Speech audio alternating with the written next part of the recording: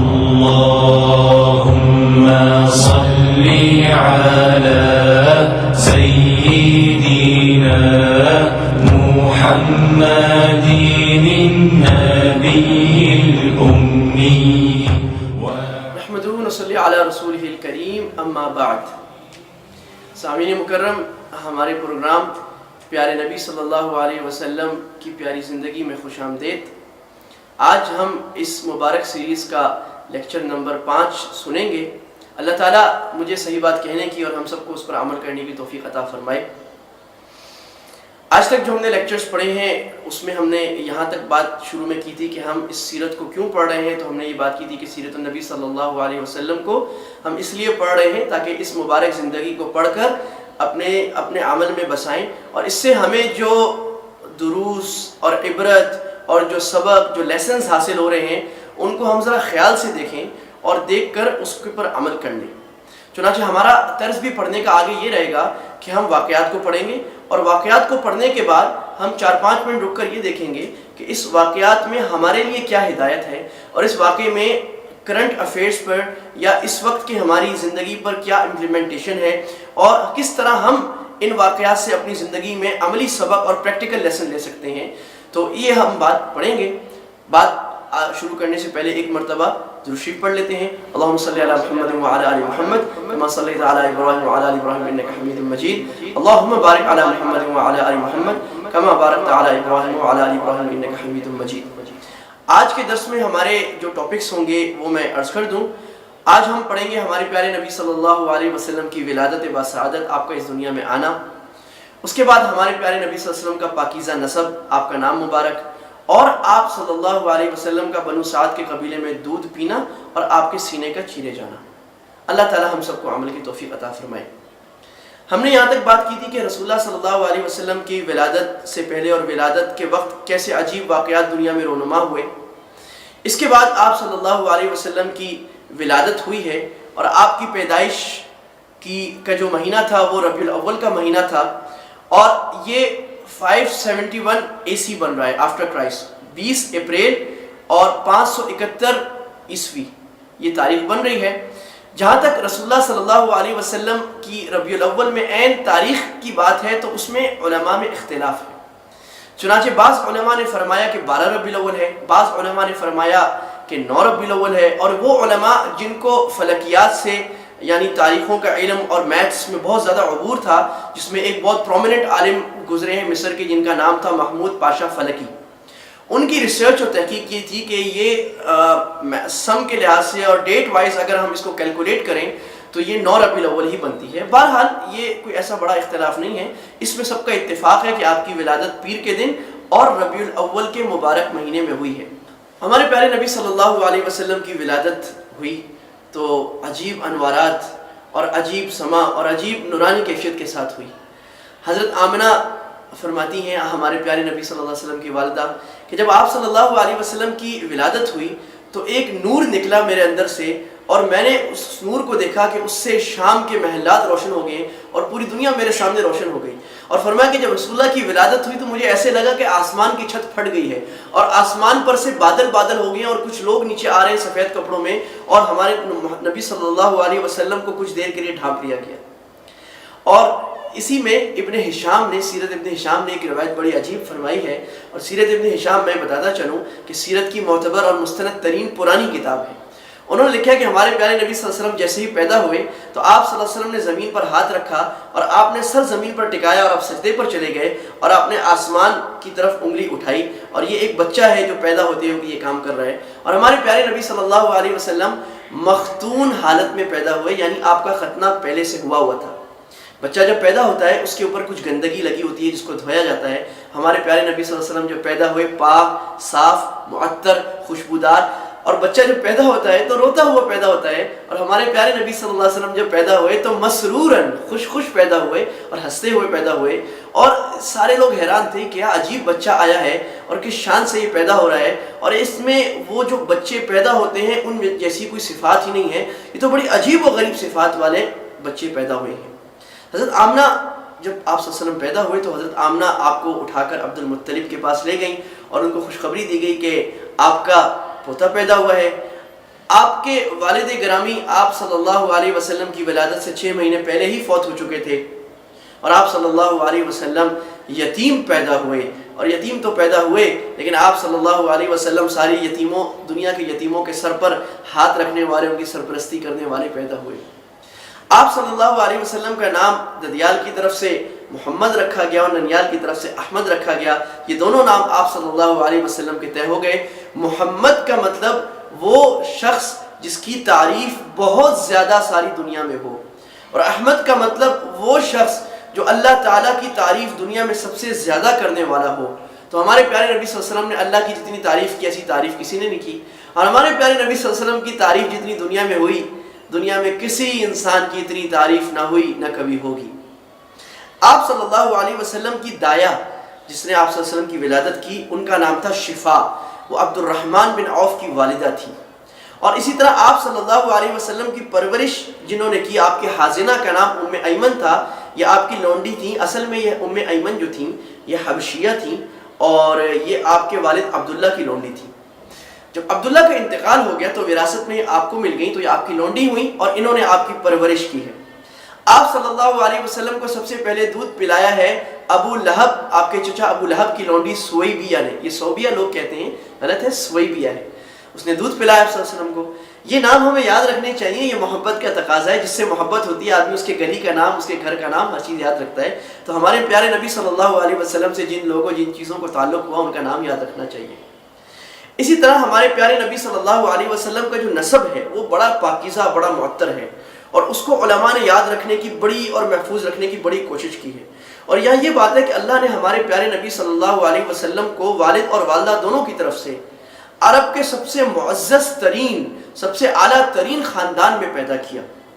چنانچہ آپ صلی اللہ علیہ وسلم نے فرمایا کہ ان اللہ اصطفانی من ولد اسماعیل، اللہ نے مجھے اسماعیل کی اولاد میں سے چنا۔ پھر اسماعیل کی اولاد میں سے اللہ تعالیٰ نے قریش کو چنا، پھر قریش میں سے اللہ تعالیٰ نے کنانہ کو چنا، پھر کنانہ میں سے اللہ تعالیٰ نے ہاشم کو چنا، اور بنو ہاشم میں سے بنو عبد المطلب کو چنا۔ اور وہ جو سب سے ایک آپ سمجھیے ایک ٹرائنگل ہے جو اوپر جا رہا ہے، اور چوٹی پر جا کر جو سب سے معزز ترین اور سب سے اعلیٰ ترین نسب اور خاندان اور خاندانی شرافت تھی، اس میں اللہ تعالیٰ نے ہمارے پیارے نبی صلی اللہ علیہ وسلم کو بھیجا ہے۔ ہمارے پیارے نبی صلی اللہ علیہ وسلم کا نسب جو آپ کے عاشقوں اور آپ کے محبوبوں کے لیے ایک خوشبودار پیغام ہے، اور اس کو ہم عشق و محبت سے پڑھتے ہیں اور یاد بھی کرنا چاہیے، اور آپ صلی اللہ علیہ وسلم سے محبت رکھنے والے ہر عاشق کو وہ نام یاد بھی ہونا چاہیے۔ میں آپ کا مبارک نسب پڑھتا ہوں، آپ حضرات غور سے سنیں اور اسے یاد کرنے کی کوشش کریں۔ آپ کا پیارا نسب محمد صلی اللہ علیہ وسلم بن عبداللہ بن عبد المطلب بن ہاشم بن عبد مناف بن قصی بن کلاب بن مرہ بن کعب بن لؤی بن غالب بن فہر بن مالک بن نضر بن کنانہ بن خزیمہ بن مدرکہ بن الیاس بن مضر بن نزاد بن معد اور بن عدنان۔ یہ 20 پشتیں ایسی ہیں جس پر سیرت النبی صلی اللہ علیہ وسلم لکھنے والے تمام مورخین کا اور محدثین کا اتفاق ہے کہ عدنان تک آپ صلی اللہ علیہ وسلم کا نسب صحیح سند سے ثابت ہے۔ اس سے آگے آپ کا نسب حضرت آدم علیہ السلام تک بعض کتابوں میں مذکور ہے، لیکن وہ اتنی صحیح سند کے ساتھ نہیں ہے۔ تو ہم انشاءاللہ اپنے سیرت میں وہی بات کریں گے جو صحیح کتابوں میں اور صحیح سند کے ساتھ اور صحیح روایت کے ساتھ ہے۔ جو کمزور روایت کے ساتھ ہے اس کو ہم بات نہیں کریں گے، نہ ہم اس کے اوپر بہت سخت رد کریں گے۔ اس کے بعد آپ صلی اللہ علیہ وسلم کی ولادت مبارکہ ہو گئی۔ عربوں کا ایک دستور تھا کہ وہ اپنے بچوں کو دودھ پلانے کے لیے دیہات میں بھیجا کرتے تھے، اور اس کی وجہ یہ تھی کہ دیہات میں جا کر ایک تو بچے کی قوت بنتی تھی، وہاں کی آب و ہوا بڑی خالص، وہاں کا انوائرمنٹ اور وہاں کی جو ایٹماسفیئر ہے وہ بڑا تازہ ہوا کرتا تھا، وہاں پر بچے کی ہیلتھ بہت اچھی ہوتی تھی۔ دوسری چیز تھی کہ دیہات کی زبان بڑی خالص ہوا کرتی ہے، اور جو شہر کی زبان ہے وہ بہت آلودہ ہو جاتی ہے، اس میں 5-6 بھانت کی بولیاں مل جاتی ہیں، مختلف طرح سے لوگ آتے ہیں، اپنا کچرا ڈالتے ہیں، زبان کو آگے پیچھے کرتے ہیں، اور اس زبان میں مختلف لفظ مل جاتے ہیں، تو وہ زبان خالص نہیں رہتی۔ آج بھی آپ دیکھ لیجئے، آپ کو اگر خالص پنجابی دیکھنی ہے تو آپ پنجاب کے دیہات میں جائیے، آپ لاہور میں جائیں گے آپ کو خالص پنجابی نہیں ملے گی۔ آپ کو خالص پشتو دیکھنی ہے تو آپ کسی پہاڑی علاقے میں جائیں، آپ پشاور میں جائیں گے آپ کو خالص پشتو نہیں ملے گی۔ لہذا کوئی بھی زبان آپ کو خالص سیکھنی ہو تو وہ اس کے دیہات میں وہ خالص ملا کرتی ہے، اور یہ وجوہات تھی کہ عرب والے یہ پسند کرتے تھے کہ اپنے بچوں کو دودھ پلانے کے لیے دیہات میں بھیجیں۔ چنانچہ ہوتا یہ تھا کہ دیہات سے کچھ عورتیں آ جایا کرتی تھیں اور وہ آ کر بچوں کو لے جایا کرتی تھیں، اور وہ ان کی کوشش ہوتی تھی کہ ہم کسی امیر گھرانے کے بچے کو لے جائیں تاکہ ہمیں بہت اعزاز و اکرام اور مال ملے گا۔ عورتیں آئیں بنو سعد کے قبیلے سے، جو طائف کے شہر کا ایک قبیلہ ہے۔ طائف عرب کا اور یہ جو حجاز کا علاقہ ہے، اس کا ایک بہت پربہار اور سرسبز و شاداب اور بڑا خوبصورت علاقہ ہے۔ جیسے ہم مری کو سمجھتے ہیں، ایسے مکہ والے طائف کو سمجھتے ہیں، ذرا اونچا اور خوبصورت علاقہ ہے، وہاں اپنے وہ تفریح کے دن گزارتے ہیں۔ وہاں سے خواتین آئیں بچوں کو لینے، سب بچوں کو لے لیا۔ ایک خاتون تھی جن کا نام تھا حلیمہ سعدیہ، ان کو کوئی بچہ نہ ملا، اور آخر میں ان کو بتایا گیا کہ بھئی ایک بچہ ہے، یتیم ہے، وہ اگر لینا ہے تو لے لو۔ انہوں نے سوچا کہ بھائی کچھ اور نہیں کر سکتے، چلو جھولی خالی تو نہ جائے، کسی بچے کو لے جائیں، یتیم ہے تو کیا ہوا، کچھ تو ہو جائے گا، اور ممکن ہے ان کے گھر والے زیادہ نہیں، کچھ تو ہمیں انعام دے دیں گے۔ چنانچہ انہوں نے محمد صلی اللہ علیہ وسلم کو گود میں لیا اور آپ صلی اللہ علیہ وسلم کو لے کر طائف کی طرف چلے۔ حضرت حلیمہ، یہ بڑی صحیح روایت میں آئے، ابن ہشام ہی کی روایت میں، حضرت حلیمہ جب آ رہی تھی تو ان کی اونٹنی بڑی لاغر، بڑی کمزور تھی، سب اونٹنیوں میں سب سے کمزور چلا کرتی تھی، اور جب محمد صلی اللہ علیہ وسلم کو لے کر جانے لگے تو وہ اونٹنی سب سے آگے دوڑی جا رہی تھی، اور یہاں تک کہ دوسری کہہ رہے تھے وہی حق، او بھائی صبر کرو، کیا ہو گیا، اتنا تیز دوڑے جا رہے ہو۔ اور یہ حیران تھے حلیمہ کہ یہ کیا ہو گیا، کہ پہلے جب میں آیا تھا میری اونٹنی مریض سی تھی، مشکل سے چلتی تھی، اور اب دوڑی جا رہی ہے۔ تو کہنے والے نے کہا ہوگا کہ سواری تو وہی ہے لیکن سوار بدل گیا ہے، تمہارے اس اونٹنی کے اوپر کائنات کا سردار اور دو جہاں کے آقا محمد صلی اللہ علیہ وسلم تشریف فرما ہے۔ حضرت حلیمہ سعدیہ ہمارے پیارے نبی صلی اللہ علیہ وسلم کو لے کر اپنے قبیلے میں گئیں اور وہاں دودھ پلانا شروع کیا۔ حضرت حلیمہ فرماتی ہیں کہ میں نے جو اپنے گھر میں برکتیں دیکھی وہ عجیب، جب تک ہمارے گھر میں قحط کا سما تھا، جب محمد صلی اللہ علیہ وسلم آئے تو ہمارے کھیت لہلانے لگے، ہماری اونٹنیوں میں دودھ نہیں آتا تھا، ان میں دودھ سے تھن بھرنے لگے، میرے اپنے اندر دودھ اتنا نہیں تھا کہ میں اپنی جو میری بیٹی تھی شیماء اس کو پلا سکوں، جب محمد کو لائی تو اتنا دودھ ہو گیا کہ دونوں سیر ہو کر پی لیتے تھے۔ اور ایک واقعہ ایسا بھی ہوا کہ قحط پڑ گیا اور سب کے کھیت خشک ہو گئے، لیکن ہمارے کھیت لہلانے لگے اور سب کی بکریاں وہ خالی تھن واپس آتی تھیں اور ہماری بکریاں بھرے ہوئے تھن واپس آتی تھیں۔ یہ انہوں نے اس گھرانے میں محمد صلی اللہ علیہ وسلم کے برکات اور انوارات کو دیکھا اور اس سے وہ حیران رہ گئے۔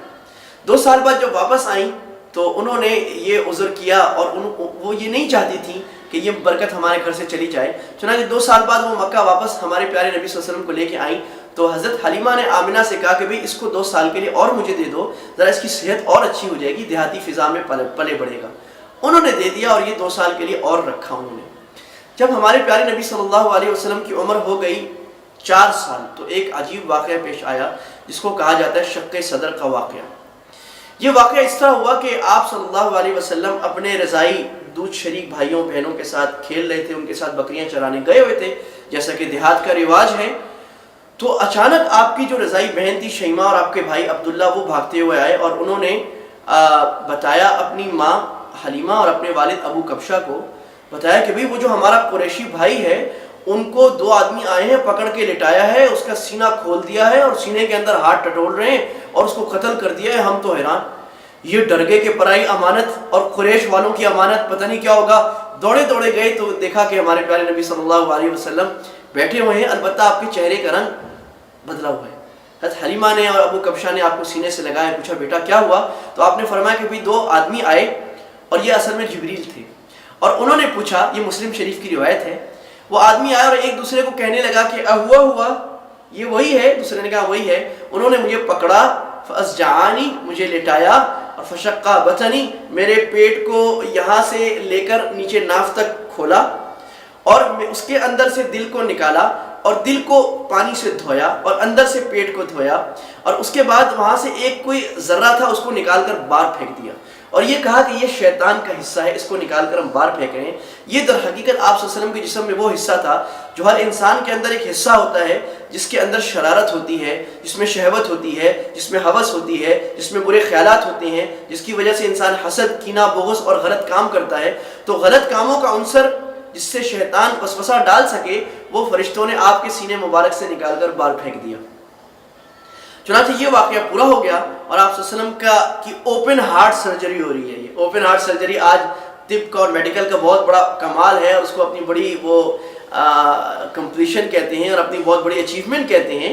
لیکن دیکھیے کہ نبی صلی اللہ علیہ، کیونکہ معجزہ ہے، معجزہ اسباب کا محتاج نہیں ہوتا، وہ دنیا کے ٹولز اور گیجٹس کا محتاج نہیں ہوتا. اوپن ہارٹ سرجری ہو رہی ہے اور نہ کوئی بیٹری لگائی گئی ہے اور واپس دل وہیں پر فٹ کر دیا گیا ہے. اور یہ کوئی ایسی بات نہیں کہ جس پر اعتراض ہو. آپ کے خادم خاص حضرت انس رضی اللہ عنہ فرماتے ہیں کہ میں نے اپنے حبیب صلی اللہ علیہ وسلم کے سینے مبارک پر باقاعدہ نشان دیکھا سلائی کا. جس طرح کسی کا بائی پاس ہوا ہو، آپ دیکھیں اس کے سینے پر نشان ہوتا ہے، تو ہمارے پیارے نبی صلی اللہ علیہ وسلم کے سینے پر بھی ایک نشان تھا. یہاں تک ہمارا آج کا سبق پورا ہو گیا. اب ہم دیکھتے ہیں کہ ہم نے آج جو پڑھا ہے اس سے ہمیں کیا سبق اور کیا درس اور اپنی عملی زندگی کے لیے کیا کچھ نصیحت حاصل ہوئی. پہلی بات یہ کہ دیہات میں بچوں کو بھیجنے کی کیا حکمت ہے اور دیہات میں بچوں کو کیوں بھیجا جاتا تھا. ہم پڑھ چکے ہیں ان کی اچھی تربیت کے لیے، ان کی زبان اچھی ہو جائے، ان کے کردار اخلاق اچھے ہو جائیں، ان کی صحت اچھی ہو جائے، اس کا وہ لوگ خیال کرتے تھے. اور آج دیکھیے جو مغرب کی تحقیق ہے اور ریسرچ ہے کہ بچوں کو آپ کو ایک ہیلدی انوائرمنٹ دینا چاہیے. ہیلدی انوائرمنٹ سے اس کا جسم بھی اچھا بنے گا، اس کا دماغ بھی صحیح ہوگا، اس کا دل بھی صحیح ہوگا، وہ ایک اچھا ذہین انٹیلیجنٹ بچہ بڑا ہوگا. تو ہمیں یہاں سے یہ سبق مل رہا ہے کہ ہمیں اپنے بچوں کی تربیت کا بہت خیال کرنا چاہیے. ان کی روحانی تربیت، دینی تربیت، ان کی جسمانی تربیت، اس کو ایک بہت اہم امپورٹنس دینی چاہیے. ہم اسکولز میں ڈال دیتے ہیں، وہ اسکول ایک بنگلہ اور گھر ہوتا ہے، وہاں بچے کے لیے نہ اسپورٹ ہوتا ہے، نہ بچے کے بھاگنے دوڑنے کو کوئی سامان ہوتا ہے. ہمیں ایسے اسکولز میں ڈالنا چاہیے، ایسے گراؤنڈز میں بھیجنا چاہیے، ایسے کلبز میں بھیجنا چاہیے جہاں بچے ایسا کھیل کھیلیں جس میں ان کی جسمانی نشو و نما ہو. یہاں بھی یہ یاد رکھیں بچے کو ایسے کھیل زیادہ نہیں کھلانے چاہیے جس میں اس کی ورزش نہ ہو، ایکسرسائز نہ ہو. کمپیوٹر پہ بیٹھے گا، لوڈو کھیلے گا، چیس کھیلے گا، یہ کوئی اچھے کھیل نہیں ہے. دوسری بات ہمیں پتہ لگ رہی ہے کہ حلیمہ کے گھر میں برکتیں جو رسول اللہ صلی اللہ علیہ وسلم کے آنے سے ہوئیں، اس سے یہ پتہ لگ رہا ہے کہ نام مصطفیٰ اور ذات مصطفیٰ سراسر برکت ہے. ہمارے حبیب صلی اللہ علیہ وسلم کا نام جہاں آئے گا وہاں برکت آئے گی. اسی سے علماء نے مسئلہ نکالا کہ جو ہمارے پیارے نبی صلی اللہ علیہ وسلم کی زندگی کو اپنائے گا وہ بھی برکت والا ہو جائے گا. اور صحابہ کی زندگی میں برکتیں دیکھی گئیں، جو برکتیں ہمارے پیارے نبی صلی اللہ علیہ وسلم سے ہو رہی تھیں. جو نبی کی زندگی کو اپنائے گا اور نبی کے جتنے قریب ہو جائے گا اسے وہی صفات ملیں گی اور اسے وہی انعامات ملیں گے جو ہمارے پیارے نبی صلی اللہ علیہ وسلم کو ملے تھے. ایک مثال پیش کر کے میں اپنی بات ختم کرتا ہوں. آپ صلی اللہ علیہ وسلم نے فرمایا تھا کہ نصرت بالرعب مسیرۃ شہر، مجھے ایسا روب دیا گیا کہ 1 مہینے کی مسافت تک میرا روب جاتا ہے. اور پھر آگے علماء نے لکھا کہ یہ صفت جو رسول اللہ کے قریب ہوگا اسے بھی ملے گی. جو محمد صلی اللہ علیہ وسلم کا جتنا پیروکار ہوگا، جس کے چہرے پر جسم پر رسول اللہ کا نور ہوگا اور دل میں محمد صلی اللہ علیہ وسلم کا دین ہوگا، آپ دیکھ لیجئے ایسے اللہ والے ایسے بزرگ کو دیکھتے ہی روب آ جاتا ہے، نظریں جھک جاتی ہیں، احترام آ جاتا ہے. وہ کیا ہوتی ہے؟ اس کے پاس نہ گاڑیاں ہوتی ہیں، نہ کوئی طاقت ہوتی ہے، نہ بندوقیں ہوتی ہیں. اس کے پاس محمد صلی اللہ علیہ وسلم کی پیاری زندگی ہوتی ہے جس کا روب اور احترام اور وقار سب پہ پڑتا جاتا ہے. اگر ہم بھی اپنے پیارے نبی صلی اللہ علیہ وسلم کی مبارک زندگی کو پوری طرح اپنی زندگی میں لے آئیں گے تو ہمیں بھی وہ سارے انعامات اور وہ برکتیں اور گھر میں وہ ساری برکتیں اور روشنیاں ہمیں نصیب ہوں گی جو پیارے نبی صلی اللہ علیہ وسلم کو نصیب ہوا کرتی تھیں. اللہ تعالی ہمیں عمل کرنے کی توفیق عطا فرمائے. وآخر دعوانا ان الحمدللہ رب العالمین. اللهم صل على سيدنا محمد النبي الأمي